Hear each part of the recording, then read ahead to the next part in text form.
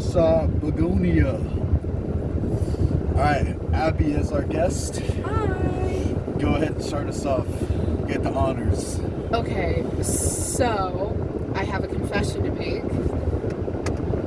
About halfway through, maybe a little earlier than halfway through, I put it together that this was an adaptation of a Korean film. And I'd read that previously, but I hadn't made the connection. I have a friend who really enjoyed that film and told me the twist ending. Oh, what the fuck? Kind of, just talking about this film kind of on its face. This was before I'd ever heard of Bugonia as an adaptation. But as it went on, I kind of realized, oh, this is the same movie. I've read a couple of articles about this. I know it's an adaptation of a Korean film. It's probably that. And so what I was kind of waiting for was for A, how they pull off that twist at the end, and B, how they would justify it, because I feel like it was approached with such intensity, and from what I heard about the original was that it was deeply, deeply funny, and I feel like it had to be, I was worried, like, is this going to be funny enough to pull off how cynical this ending is? And I feel like it was not funny enough to pull off how cynical it was, but then it, like, saved itself with that needle drop at the end. Sorry, I know that. What do you mean the needle drop? So, Tell Me Where the Flowers Have Gone. That's a song by Marlene Dietrich. I'm of German descent. I grew up here, but very much connected to it. My parents and grandparents, more importantly, are outrageously Bavarian. So I know very much about Marlene Dietrich. I know a lot about her history, and that is a profoundly humanist song. I saw Unsung Keepers of it, adaptation of it, the State this past spring, and it was really beautiful. I cried looking at those paintings, and so it is a song about how important humanity is, and so all of those scenes at the end, spoiler alert, with the dead bodies, you have this very cynical slap in the face with the aliens, but then those dead bodies in all those different scenes with that song specifically, just such a love letter to humanity that it kind of brought it full circle, and I really like this reinterpretation of it. Yeah. That's the end of my spiel. That's it? Yeah, that was it. Well, I've Okay, I'll jump in. So, I was kind of like, thought of 10 Cloverfield Lane. That's the movie where it has you jumping back and forth between John Goodman and Sony Truth, and that there's an alien invasion happening outside, and that when you stay in, or he's actually crazy, and he's kidnapped this woman, and he's going to do diabolical things to her, right? And it kind of has you jumping back and forth. And this one clearly hits you in that direction of this dude is unwell, and she's just manipulating him to convince her that she's an alien and that he's just crazy, or that he's correct, just so that she releases him, right? And so kind of in the back of my head, I was like, what if they pull off like a 180 and it's like she actually was the alien? But I really didn't think it was going to go that way. It was so clever how it was done, and she came up with that whole spiel near the end where when he went off and killed the mother and he comes back, I was like, okay, this is a perfect time for her to concoct this whole reason and rationale for why, like her purpose and all this stuff, to where she could maybe convince him to kill himself. That's what I thought was going to happen at the end, or to let her go, that she's actually saving humanity. So it definitely went in some ways I didn't expect. Like the whole explosion in the closet, I was like, what the fuck? And then the fact that like the head coincidentally hit her and knocked her out, I was like, it was like after the scene with the bees simultaneously with the shotgun, it just went like crazy. Like, but I was totally captivated by this film from like start to end. I thought the dialogue, the script was incredibly well done. The acting was phenomenal. Everyone fucking nailed it. The tone, everything was great. there were some random jump scares that I got the fuck out of you, which like had no reason. I know it's for like tone switching, but that was a little unnecessary. But everything else was like really intentional. I can't think of a example right now, but there's some good like the musical score was actually really impressive to me too. Yeah, I really like that film. I still don't know exactly how I feel about the ending. That was like, I still feel it's kind of silly. I mean, I get it more now that you've explained that it's an adaptation of a book, so it was already. Can I fact check? Sorry. Yeah. Adaptation of a Korean film. Okay. One of his earlier movies that I started about was an adaptation. It was destined to happen since he was doing it. Have his other films been adaptations, or have they been original works? It depends on the film. I know Poor Things was an adaptation of, I believe, a Scottish novel from the 1990s. I have not read that novel. Yeah. I have my thoughts on Poor Things that are very nuanced, but overall pretty positive. Yeah.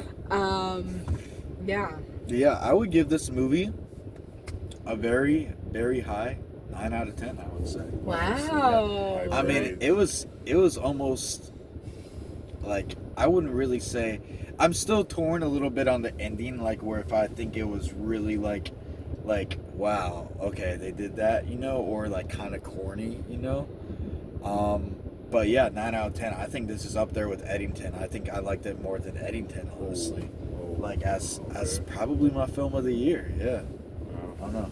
I really, really liked it. What do you think, Chris? I mean, yeah, I love this film. It was a very easy watch. You really just want to know what's happening next. Yeah. The cinematography, the music score, acting, Emma Stone. I mean, of course, Emma Stone. Yeah, she crushed it. I enjoyed it a lot. I had this weird like sense throughout the movie that I figured that there was actually gonna be aliens and this whole thing is real. And like I want to say the film like backed itself in a corner where it had to, which I don't say that as a fault.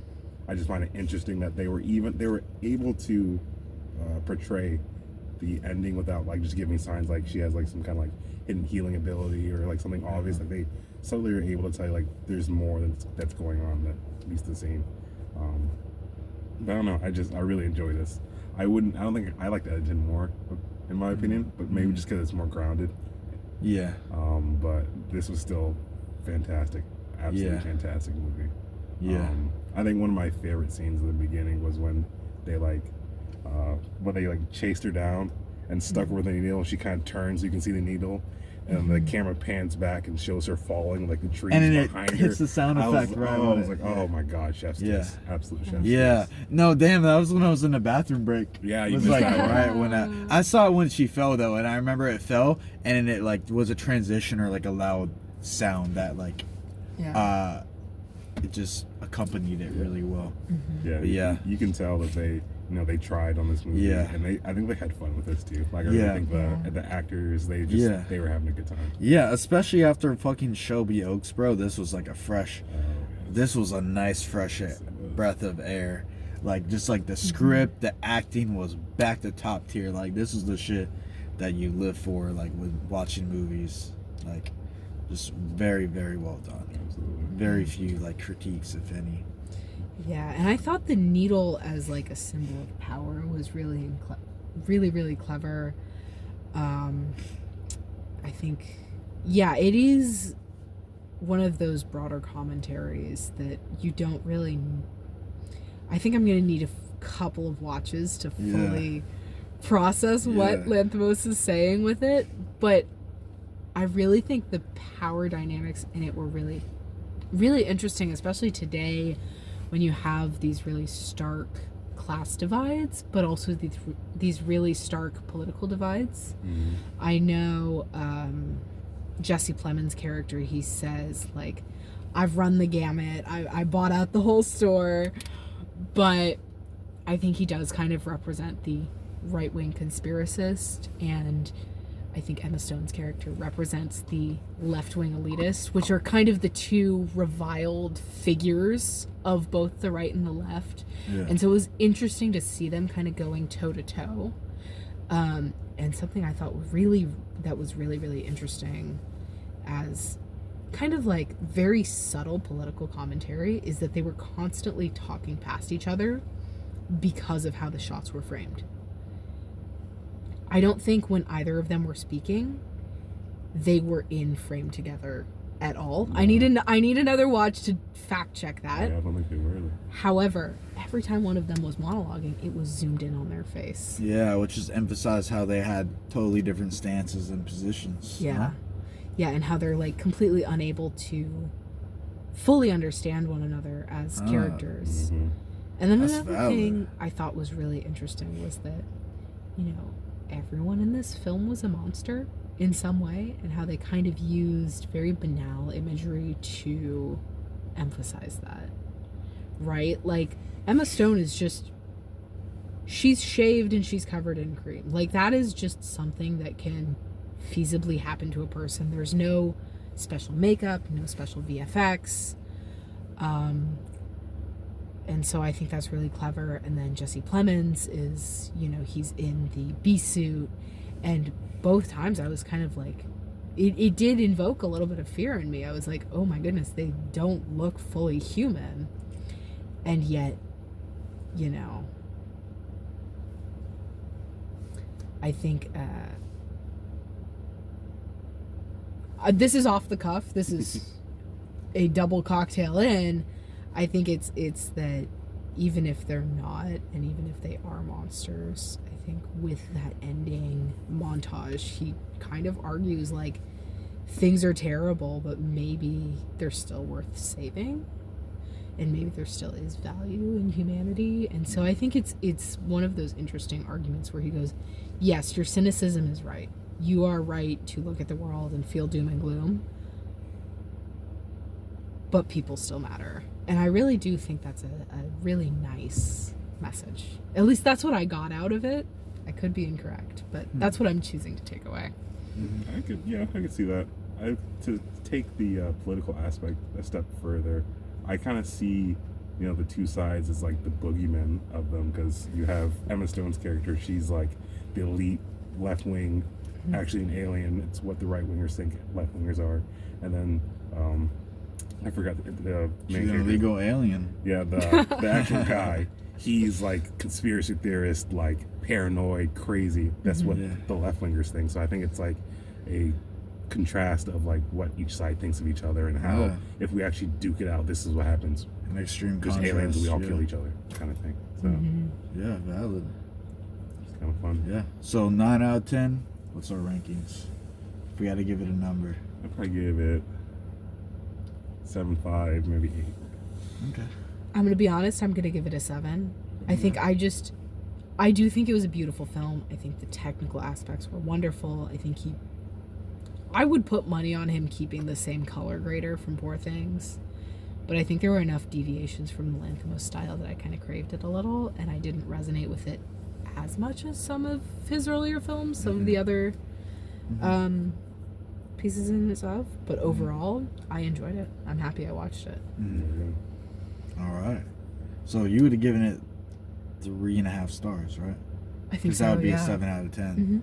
Yeah. All right. Well, I think that averages out to, like, for getting down to the math, like 7.75. I think. Yeah. But we'll say I want to round it up to 8. Okay. Yeah. 8 sounds good. All right. Thanks for watching, whoever's watching.